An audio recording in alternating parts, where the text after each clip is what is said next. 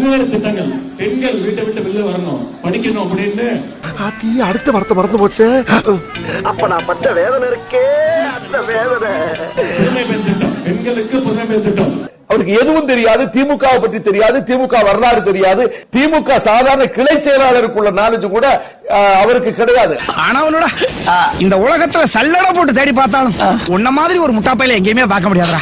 எந்த வேலையும் செய்யலாம் இழிவல்ல, எந்த வேலையும் செய்யாமல் இருப்பது இழிவு. ஆமா, கேட்க மறந்துட்டேன், நீங்க என்ன வேலை செய்றீங்க? அப்புறம் நீங்க என்ன பண்றீங்க? சாப்பிடும் போது யாராவது கேள்வி கேட்டா இவனுக்கு இப்படிதான் ஒரே ஏறிடும். இது தாவேகாவுடைய பொதுக்கூட்டம், அரசின் பொதுக்கூட்டம் அல்ல. தாவேகா தலைவராக தான் அங்கே பேசியிருக்கார். முதலமைச்சராக பொறுப்பேற்ற பிறகு முதன்முறையாக தாவேகா தலைவராக அவர் பேசுகிறார். ஏன் நாமெல்லாம் கோட் சூட்லாம் போடக்கூடாதா? இந்த கவர்ச்சியில மயங்கி மக்கள் நமக்கு ஓட்டு போட்டுட்டாங்களா? நான் என்ன சரி விடுங்க. ரெண்டாவது, அவர் பேசிய பேச்சு அது ஒரு அரசியல் பேச்சு தான். ஒரு கட்சி தலைவராக முதலமைச்சரான பிறகு கட்சி தலைவர் முதலமைச்சர் எல்லாமே ஒன்றாவே மாறி போயிடுது. அவர் திமுகவுக்கு பதில் சொல்வதைத்தான் தன் பிரதான கடமையாக கருதி இருக்கிறார்.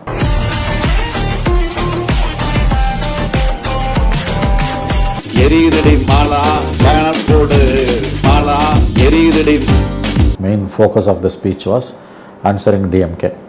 அதிமுகன்ற பெயரை கூட உச்சரிக்கல, மற்றும் பலர்னு சொல்லிட்டு போயிட்டார். நான் கத்துறேன், என்னை கண்டுக்கிறது இல்லையா? அவாய்ட் பண்றீங்களா?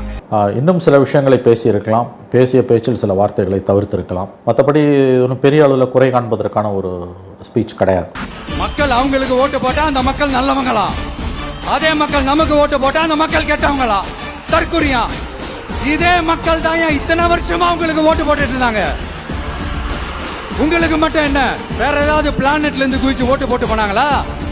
தற்குறியாமா? தற்குறி நல்லா வருது, வேணான்னு பாக்குறேன். எங்க அண்ணன் விஜயகாந்த் அண்ணன் சொல்ற மாதிரி.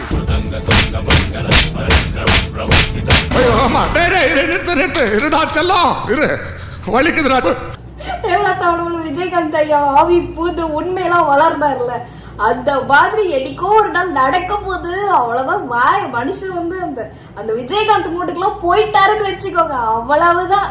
தமிழ்நாடு மக்களே நடத்தாலும் உங்களை காப்பாற்ற முடியும்.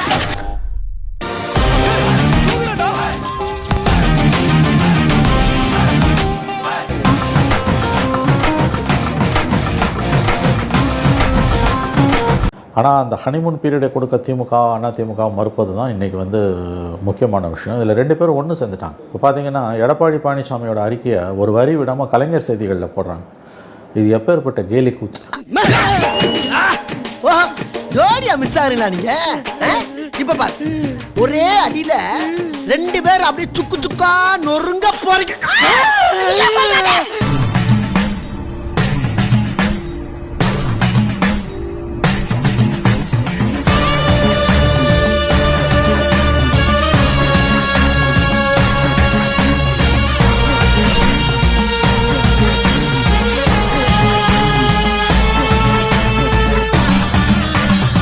நம்ம சேனலோடைய வளர்ச்சிக்கு நீங்கள் கான்ட்ரிபியூஷன் செய்யணும் அப்படின்னு நினச்சிங்கன்னா இந்த QR கோட் மூலமாக உங்களால் முடிஞ்ச அமௌண்ட்டை நீங்கள் கான்ட்ரிபியூஷனாக நம்ம சேனலுக்கு அடிக்கலாம். நன்றி. அப்போ அந்த 5 நாளில் வந்து 4ஆம் தேதியிலேருந்து 9ஆம் தேதி வரைக்கும் அதிமுகவும் திமுகவும் சேர்ந்து செயல்பட்டு இப்போ ஆட்சியை கைப்பற்ற முயற்சி பண்ணாங்க. திமுக ஆதரவோடு அதிமுக முதலமைச்சராக எடப்பாடி முயற்சித்தார், உதயநிதி துணை முதலமைச்சராக முயற்சித்தார் என்ற குற்றச்சாட்டுகள் எல்லாம் இன்று தெளிவாக சந்தேகத்திற்கு இடமின்றி நிரூபிக்கப்பட்டு கொண்டிருக்கின்றன. மக்கள் மன்றத்தில் 2 பேரும் தோல்விருந்து நின்று கொண்டிருக்கிறார்கள். அந்த ஆஃப்டர் எலெக்ஷன்ஸ் அந்த எஃபெக்ட் என்னவா இருக்கும்னு இப்பவே சொல்றேன். போய் மோடி அவர்கள் காலையும் அமித்ஷா அவர்கள் காலையும் திமுக விழுதா இல்லையான்னு பாருங்க. எங்கள்கிட்ட அது பேசுனாங்க, அந்த ஆஃபர் சொன்னாங்க தான். எடப்பாடி முதலமைச்சர், நீங்க துணை முதலமைச்சர்ங்கிறது கருத்து வந்துச்சு. வெகு விரைவில் பிஜேபியோட சேர்ந்து இவங்க 2 பேரும் கூட்டணி வைக்கிறதுக்கு ரொம்ப மிக விரைவில் வந்துருவாங்க. ஆக பிஜேபிக்கும் அதிமுகவுக்கும் தொடர்பு இருக்கிறது. நீங்களாம் நம்மளை பத்தி அவதூறு பேசலாமா சார்? முதல்ல என்னோட கேரக்டரை புரிஞ்சுக்கணும் சார்.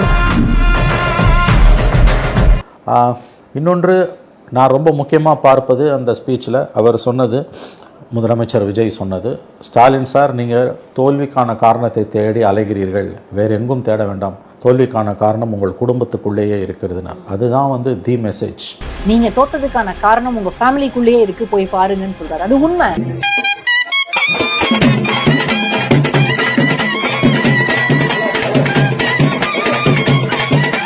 பெயர் சொல்லாமல் குடும்ப உறுப்பினர்கள் எவர் பெயரையும் சொல்லாமல் உங்கள் குடும்பத்துக்குள்ளேயே சிக்கல் இருக்கிறது என்று அவர் சொல்லுகிறார். அப்படி என்றால் அதிகார மையங்கள் குடும்பம் ஆட்சியிலும் அதிகாரத்திலும் கட்சி விவகாரங்களிலும் குடும்பம் தலையிட்டது என்பது எல்லோருக்கும் தெரிந்த விஷயம். எத்தனை அதிகார மையங்கள் குடும்பத்துக்குள் இருந்தன, அந்த ஒரு பாயிண்ட் வந்து ரொம்ப கவனத்துக்குரிய முக்கியமான ஒரு பாயிண்ட்.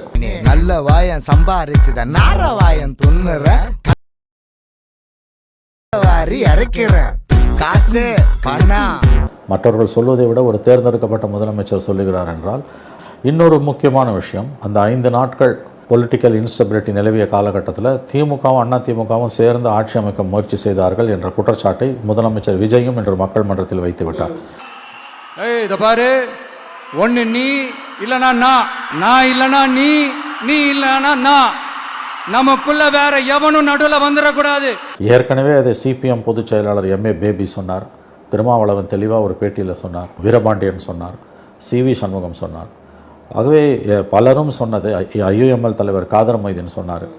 அவங்க எல்லாரும் சொன்னதை விட அதிகமான வெயிட்டேஜ் ஒரு முதலமைச்சர் சொல்லும்போது கூடுகிறது. நீங்க தானே ஒரு 7-8 பிட்டு சேர்த்து போட சொன்னீங்க, நான் எக்கச்சக்க பிட்டு போட்டு விட்டேன். எப்படி நங்குற மாதிரி நச்சுன்னு இருந்துச்சானே, இதே மாதிரி டெய்லி வந்து உங்களுக்காக பிட்டா போட்டுறேன். வரண்டாயாச்சமி, தயவு செஞ்சு விமர்சனம் பண்ணுறதை மட்டும் கத்துறதை மட்டும் நிறுத்திடாதீங்க, கத்திக்கிட்டே இருங்கன்றான். ஸோ தெளிவாக அவங்களுக்கு வந்து அந்த ஸ்ட்ராட்டஜி இருக்குது. மீடியா கிரிட்டிசிசத்தை பற்றி மீடியா பற்றிலாம் இனிமேல் கவலையே கிடையாது.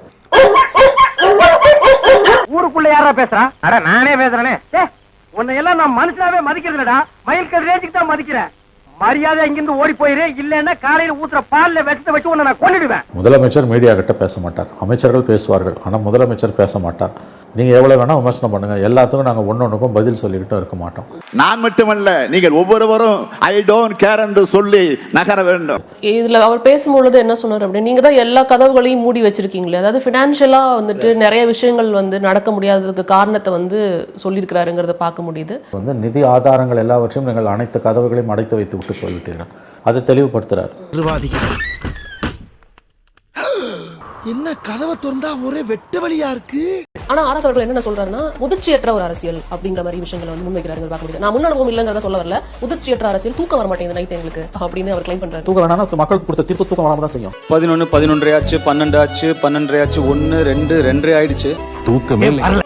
நீங்க செலவு பண்ண பணத்துக்கும் நீங்க மீடியாவை கண்ட்ரோல் பண்ண விதத்துக்கும் எல்லா கூட்டணி கட்சியும் ஒரு உறுப்பினர் இந்த லெட்டர் பேட் பார்ட்டியை கூட உள்ளே சேர்த்துக்கிட்டீங்க.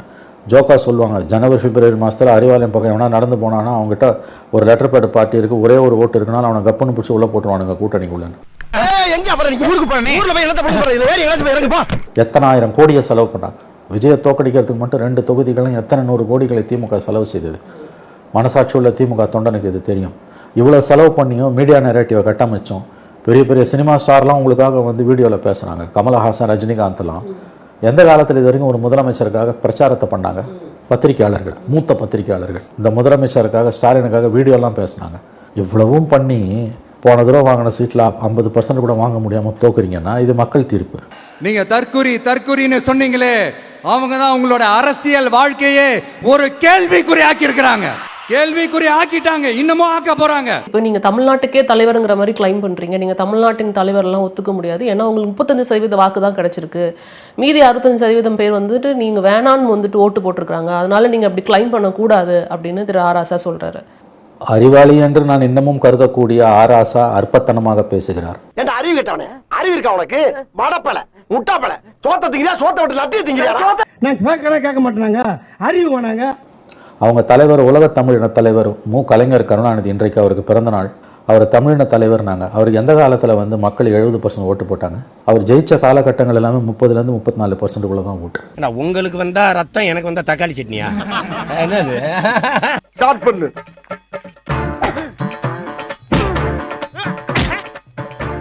இங்கிட்டு வா. அப்படியா? படைக்கல மண்டையில மட்டும் அடிச்சிடாத, குலக்கேசல் உள்ள போயிருவேன்.